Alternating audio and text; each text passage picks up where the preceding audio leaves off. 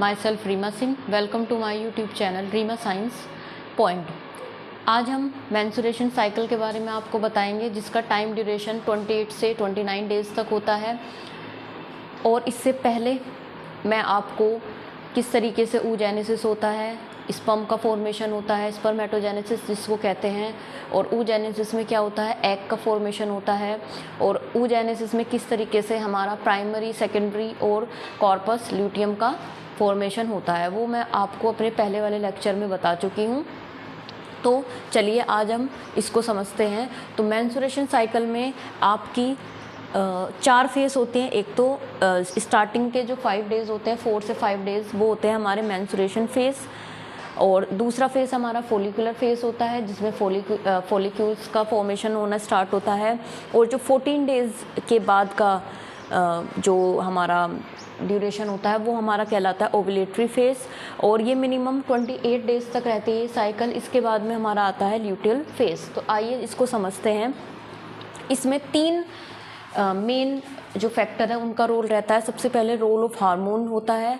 अब सबसे मेन जो हार्मोन है इसमें फीमेल में एस्ट्रोजन और प्रोजेस्टेरोन होते हैं, जिसका सबसे ज़्यादा इफ़ेक्ट पड़ता है। इस तरीके से इफ़ेक्ट पड़ता है कि जो एस्ट्रोजन और प्रोजेस्टेरोन होते हैं वो मेनली रिस्पॉन्सिबल होते हैं for the thickening of a endometrium wall of uterus. यानी कि प्रोजेस्टेरोन और एस्ट्रोजन का लेवल जितना ज़्यादा होगा, उतनी ही जो होती है, जो एंडोमेट्रियम की वॉल है, उसकी थिकनेस बनी रहती है। तो यहाँ पे क्या होता है कि आपका जो मेंस्ट्रुएशन फेस होता है 0 से 5 डेज़ के बिटवीन का, तो उसमें क्या होता है, आपका ब्लीडिंग होती है, क्योंकि एस्ट्रोजन और जो प्रोजेस्टेरोन होते हैं वो यहाँ पे उनका लेवल कैसा होता है, कम होता है। उसके बाद क्या होता है, धीरे धीरे फॉलिकुलर फेस में जैसे जैसे, और इसमें क्या होता है, यहाँ पे ऊपर ओवेरियन फॉलिकल्स का डेवलपमेंट होता रहता है। मैंने आपको ये पहले बताया हुआ है oogenesis में कि किस तरीके से आपका प्राइमरी oocyte बनता है, उसके बाद फिर आपका सेकेंडरी oocyte बनता है, और फिर वो रप्चर होने के बाद उसमें से सेकेंडरी oocyte निकलता है, जिसमें कि हमारा एग होता है।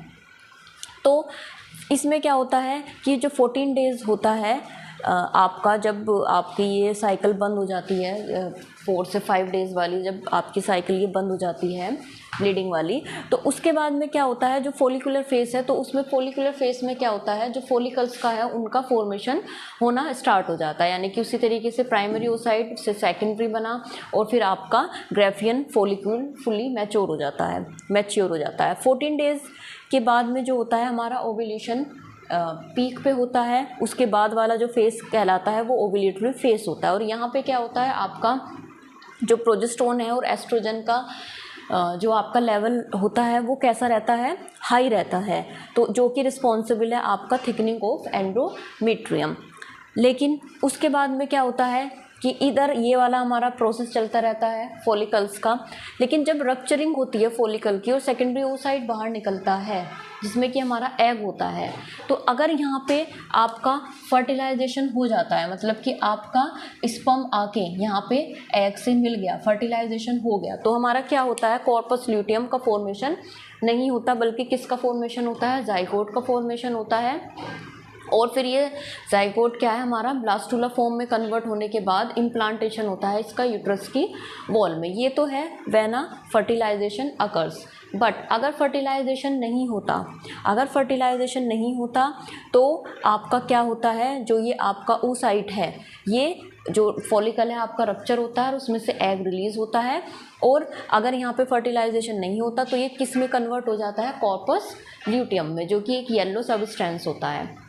जब ये इसमें आपका कॉर्पस ल्यूटियम चेंज होता है, कन्वर्ट होता है, तो जो प्रोजेस्टेरोन और जो एस्ट्रोजन है आप यहाँ पे देख रहे हैं, उनका जो लेवल है धीरे धीरे कैसे होने लगता है, डाउन होने लगता है, जिसके कारण क्या होता है, जो एंडोमेट्रियम की वॉल है वो धीरे धीरे क्या होने लगती है, डीजनरेट या शेड ऑफ, टूटने लगती है, ब्रेक उसका क्या होने लगता है, डीजनरेशन होने लगता है, डीजनरेशन, जिसके कारण क्या होती है कि हमें जो है नेक्स्ट साइकिल जो है वो रिपीट होने लगती है।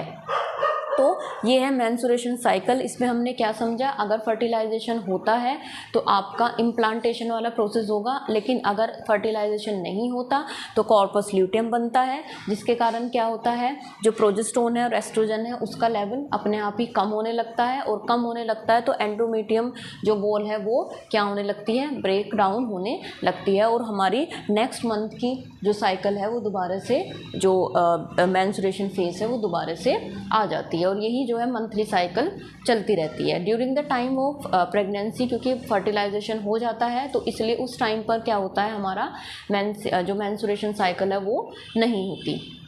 तो I hope you understand about this topic. If you like my video, तो please subscribe my channel. Thank you.